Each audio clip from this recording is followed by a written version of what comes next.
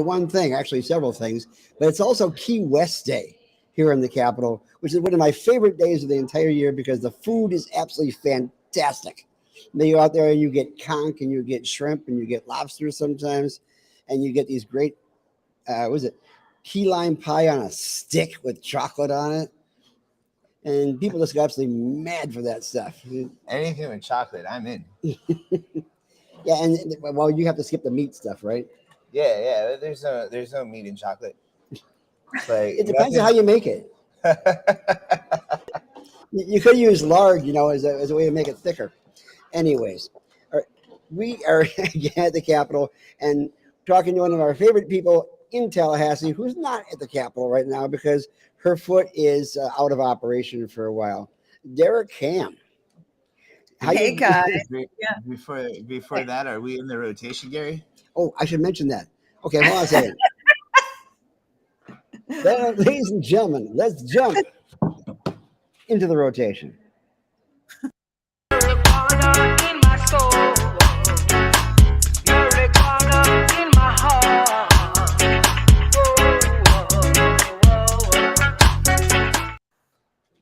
We are at 401 North Monroe Street in Tallahassee, named after the Monroe Doctrine, I believe, which says, "Leave us alone, we're just all by ourselves." And we are trying to do whatever we can to make certain that we get a chance to educate the legislators to know what bills are out there that are good, what bills are out there that they should need to knock down, and what bills we've written and need to get in. And we've actually gotten two bills now filed this week for the Employee Protection Act with Senator Polsky, and I believe she has somebody else set up for the House. I thought it was Agnes Nixon, but I'm not certain. And that's about to come up.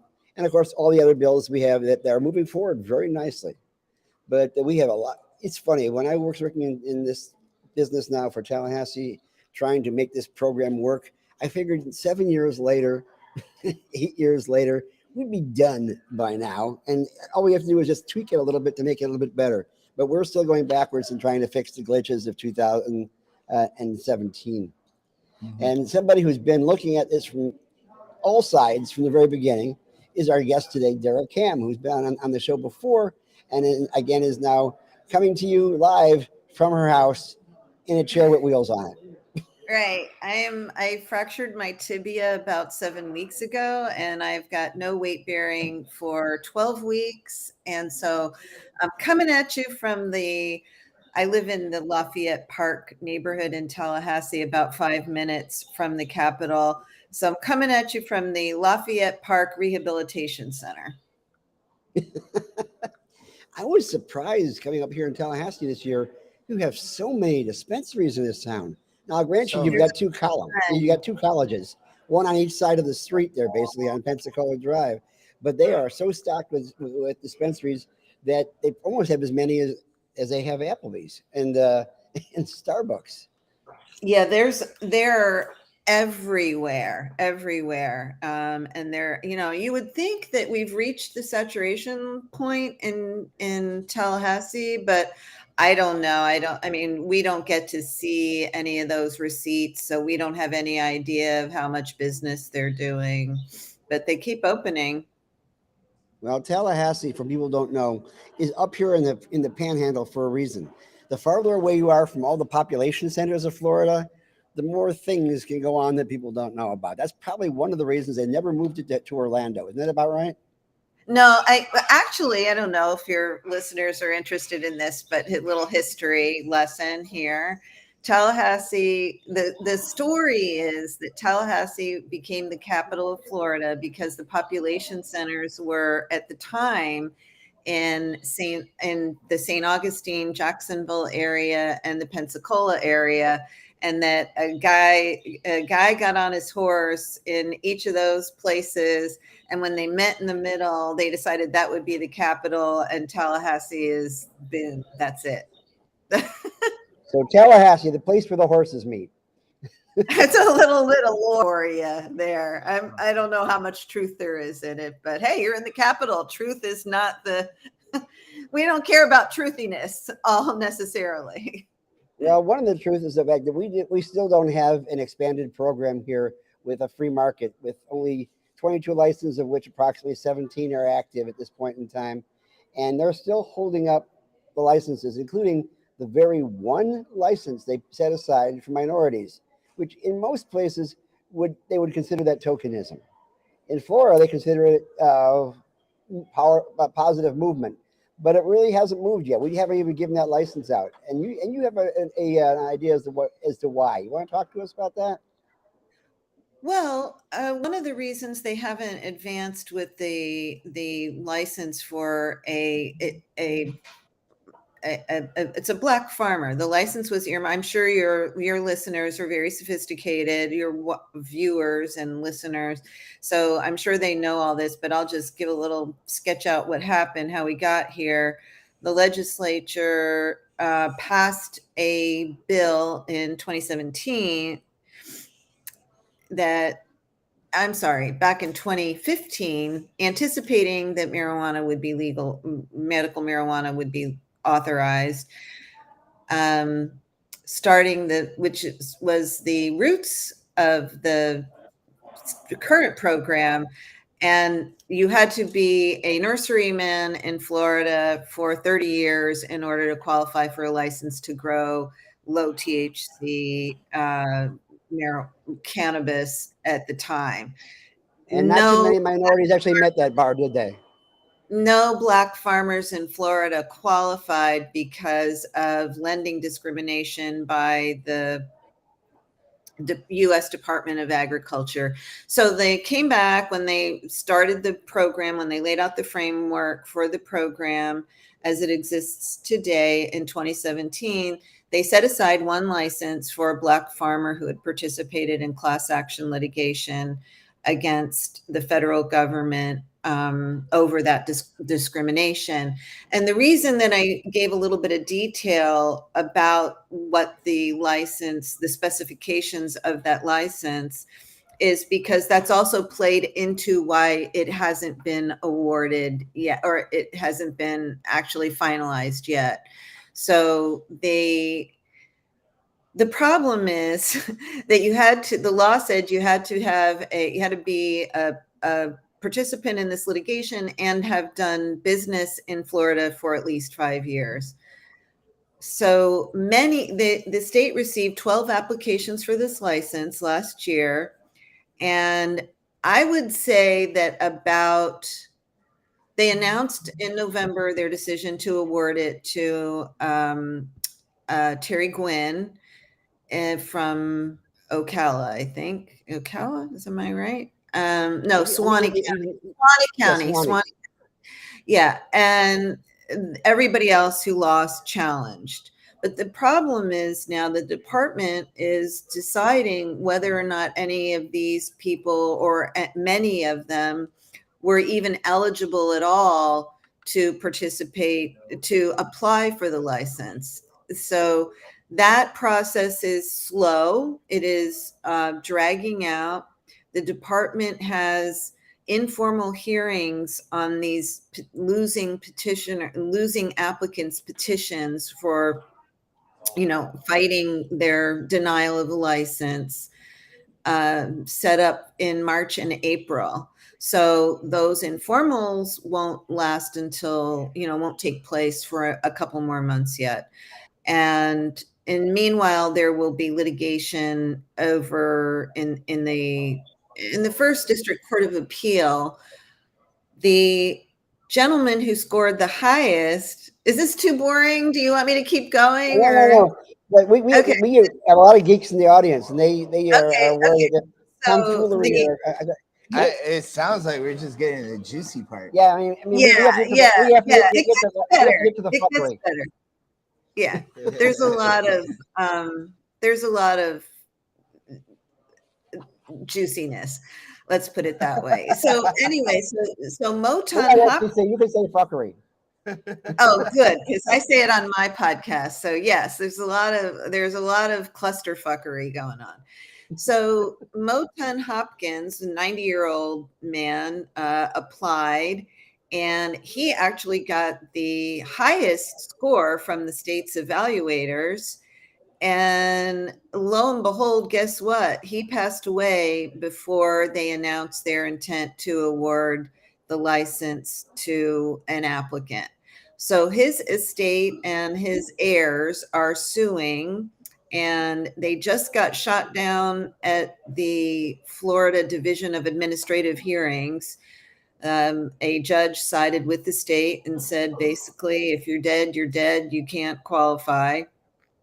And they are going to appeal that to the First District Court of Appeal here in Tallahassee. And, they might have a better chance there. They might have a chance there. I'm not sure that I don't know what the court will do. My prediction is the court will stick with the department's decision, and eventually Terry Gwynn will get this license.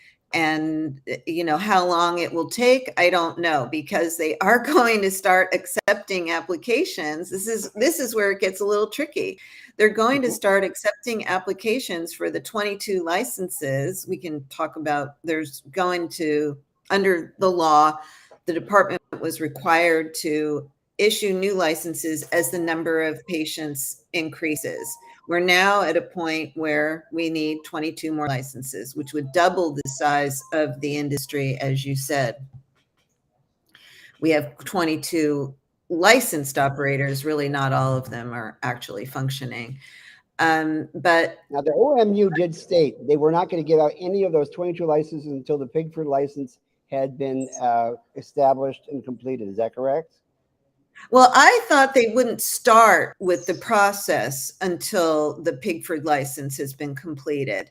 I don't believe that they will be giving out those new licenses because, again, that's the application window is just April. The application window last year was in March. They gave the award. They announced the intent to award the license in November. So that's a process that takes several months. And I'm thinking that the black farmer litigation will be wrapped up by then, because here's the kind of catch.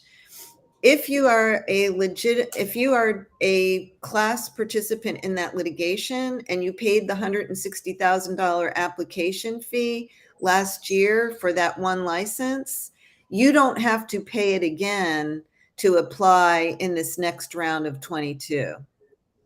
So how will they? Because we actually had the highest application fee in the country at $60,000, and they doubled it for the minority license.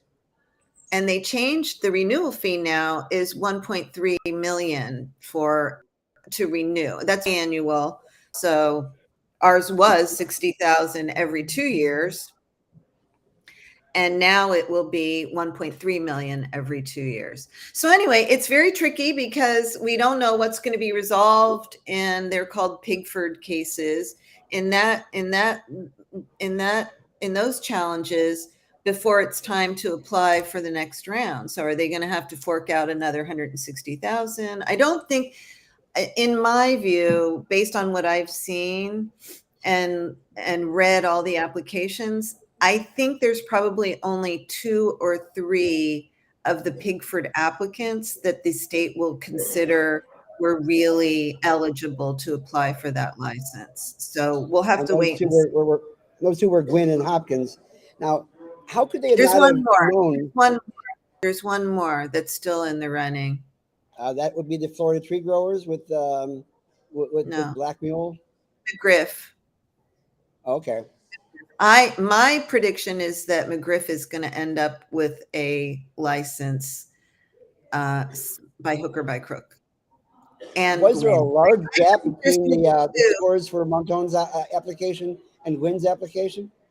I think there's going to be 2 licenses coming out of the black farmer process. I think it's going to be McGriff and Gwynn. Just going out on a limb here. Now, the Gwynn group can debate me on this, but it's my understanding they already have a $35 million sale set up as soon as they actually get their license. So they can. Well, they better jump on it. I mean, I think they better jump on it before they unleash that next round of licenses, because when they do, the value of those licenses which has been, I mean, some of them have traded for like 85 million, I think was the highest amount. And that's not cash. 217 million. That's not cash though. How much? Now it's stock. 217 million when the Green Thumb Industries, I guess, picked up what was left of one plant and turned it into Sunnyside. It was 217 million. They gave it to Brady Cobb. That seems like more than what I was aware of. All right. Well, then they were selling for a shit ton more money than they're going to be selling for after we have twice as many operators as we have right now. And they're only going to be paper licenses, right, Gary? What just paper licenses because we don't have any infrastructure on those. Exactly. At this point in time. Now, exactly. What gets me is that how do they not know that if you have a setup where you have to be a farmer in Florida and had to be part of this pig process, which was in the early 1990s. These people were already in their 40s and 50s when they were applying to be a member of that class action suit. That in the 2020s, these people wouldn't be in their 80s and 90s and not totally able to work the next 20 years. Let's put it that way. You know, I can't tell you, I would never dream of trying to explain why the legislature does what they do. And sometimes I can piece it together, but in this one, I think they were really trying, the goal was, Gary, as you know, to help farmers who had been discriminated, had faced discrimination while they were farming, because it turned out they were discriminated against when the state started its medical program, right?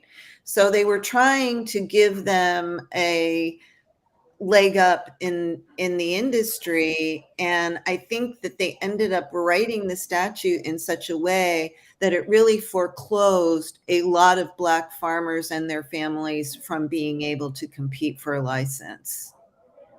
So in essence, they created a situation where they were going to give away one license, make one minority millionaire out of the rest of the license holders, and basically what happened was even that all they have out right now is one memorandum of understanding to give the license to Gwynn once this process is completed, if it ever gets completed. And then there's also a indigenous person in the Panhandle who I think is still fighting the fact that they did not include indigenous people in minority licenses. Yeah, I'm not really familiar with that story, but farming in Florida, I've read some of the stories of the kinds of discrimination that minority, African Americans and indigenous people face, and it's pretty horrific. I mean, it was pretty gross. Yeah, I believe that the minority farmers of Florida have lost as much as 80% of their land over the last 40 years, having to sell it away or give it away just to make ends meet. Never got any way of getting back on their feet. And this was one thing they could have done to have gotten back on their feet. Yeah, and that's part of the problem with these applicants for the license was they had to prove that they had been doing business in Florida for at least 5 years, and that was problematic because there was one woman, it was 90-year-old woman, Leola Robinson, who had a farm. Their family lost the farm. A lot of these families lost their farms because of a serious drought that was really the precursor to this litigation. And then she's been, they get older, they're not actively farming, they're using the property as a tree farm. So she had an agricultural exemption on her property and was selling timber, and that was not deemed by the state as having conducted business. There is certain language that I don't have in front of me, but it didn't meet the specifications for how you've conducted business in the state. So there were a couple of them that got turned down because they couldn't show that they've been doing business, even though they've been doing business in some way. So it's really kind of a tragic story, the whole black farmer, Pigford, medical marijuana. They're already coming in, the state, they lawmakers added this provision into the law in 2017.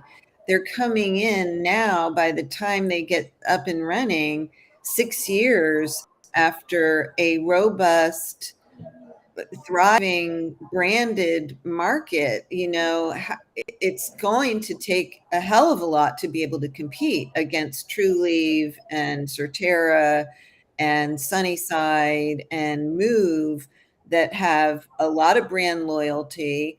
They've got dispensaries all up and down here, there, and everywhere. So forget about trying to get some retail locations, which is also a struggle for newcomers. And then you're going to have, at the same time as the black farmer is going to be setting up shop, you're going very quickly after that, you'll have 22 other newcomers. So it's going to be a challenge. And those 22 other comers, they're going to have to come with at least $30 to $40 million to get set up a virtual license, and have to catch up years of other folks already building brand loyalty, etc. Yeah, So and what is the hope for our the dispensary locations, I don't think you can really overstate the significance of that, because real estate in Florida has gone crazy. Maybe that's being tapering off a little now, but that just finding locations where you can do business is going to pose a challenge, I think, for the newcomers. So basically, you have to have some land, and you have to have a lot of money to be able to start your business from scratch with this crazy vertical model, where you have, if you're going to sell a product, you actually have to. Oh, it's kind of like Nabisco saying they have to grow their own flour to sell crackers. They can only sell their crackers in a Nabisco kiosk that they own in a market. Yeah, it's supposed to, the goal of that was to minimize diversion. I'm not sure why that would, I guess if it's changing fewer hands, if there are fewer hands handling it, that reduces the risk for diversion. But it made it so that the products are so expensive that it's really shut a lot of potential patients, I think, out of the program, right? Don't you? It's Absolutely. very expensive.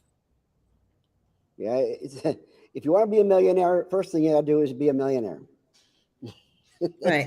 But of course, these licenses now are, the 22 new licenses. The other thing we need to mention is there's what seems to be a viable constitutional amendment that would authorize adult use, that True Leave is funding. I forget how much money. You're good with numbers. How much money have they dumped into that so far? 20 million, Right 30 now, I million? think it's about 15 million. Okay. They added over 5.5. I think it's 20.5 now. Okay. And they've got Okay, so 270,000 signatures. yes, they have reached the trigger for Supreme Court review of the language on the amendment. Now we And so far, know every single ballot initiative so far has not made it past the Supreme Court review, except for that's one right. time that. Actually, no, none of them have made it through completely. None of them. Since the John Morgan's, well, you're right. So even that one didn't get through at the first pass. Right. John Morgan's amendment authorizing medical use. So yeah, am I skeptical about the Supreme Court? Yes. Did they look very carefully? The authors of the amendment say they looked very carefully at the previous admonitions from the court on the amendments they rejected and tried to use that as guidance.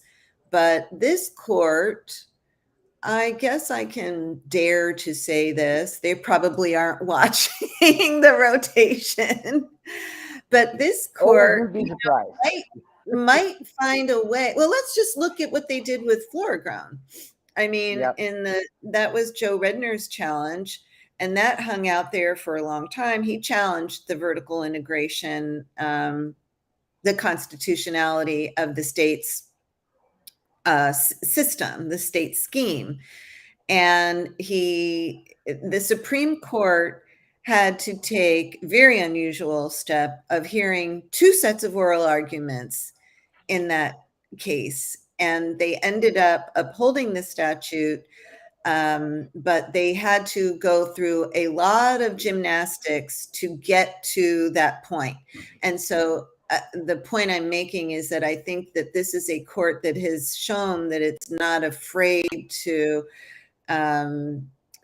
use some creativity to arrive at the conclusion, at the decision that would be embraced by the state's leaders. That was pretty PC.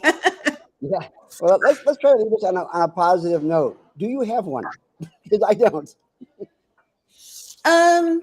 I think that when they do get up and running, I think obviously if it makes it past the Supreme Court, it will pass. I mean, I really think that it will pass. And everybody that I talk to say it's just a question of when, not if, Florida will authorize adult use.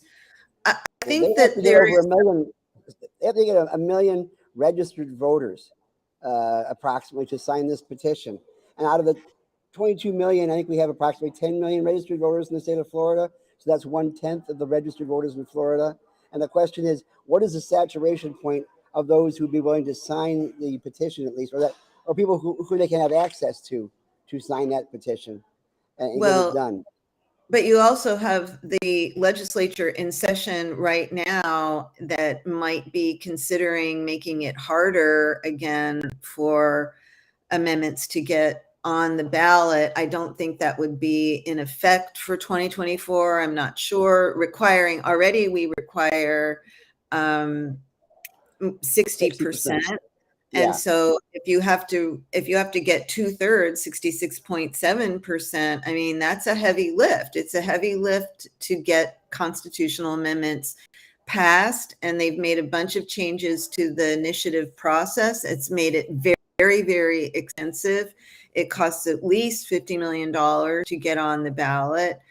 And, so we'll see what happens. But I do, in terms of what's some rose-colored glasses here for patients, just for patients, I do think that once these 22 licenses come out, when we have 44 operators in Florida, that prices will come down. And already, as you pointed out, it's very accessible in Tallahassee. I mean, you don't have to drive very far, but there are places in Florida where you don't really have access. You have to drive. It's a schlep to get to a dispensary. So I think prices will come down, and availability and access will increase. So that's all. That's the best I can give you. Well, we got a session coming up in a couple of weeks. Let's just see how it all plays out, I suppose. If you like drama, go to the Florida Channel. There's plenty of it there. In the meantime, if you want to get a chance to read any of Dara's works, who are you writing for right now? I work for the News Service of Florida. We're a subscription service. And so we're a wire service. Your listeners can also subscribe to us, but we are almost all of the media outlets in Florida subscribe to us. And I'm also the host of my own podcast, Deeper Dive with Dara Kan, and you can find that on the City and State Florida website or on your favorite podcast platform like Spotify or Apple. Yeah, now a lot of people don't have access to news service because there is a bit of a paywall there. But you can always find Deeper Dive with Dara Kan. You can. You get all your best podcasts including the good ones about the murder investigations, which he doesn't do. I don't. I'm sorry. I wish I did because I That's like to okay.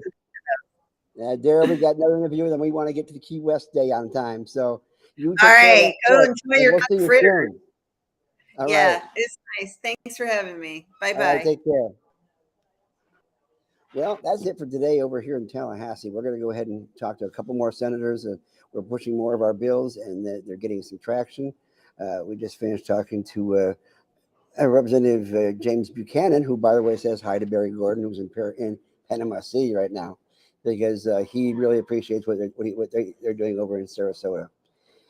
And and he is actually interested in looking at the cultivation centers bill, which would allow a different kind of home grow that would allow people to access uh, co-ops where they can grow their own product and cut costs that way. We'll see how things fly. In the meantime, this week on the rotation, a program note on the 26th, we have the one and only Afro Man. And with that, peace out. And I'm gonna hit the ground running over here and keep going till I stop. Take care. Stay well. Peace out.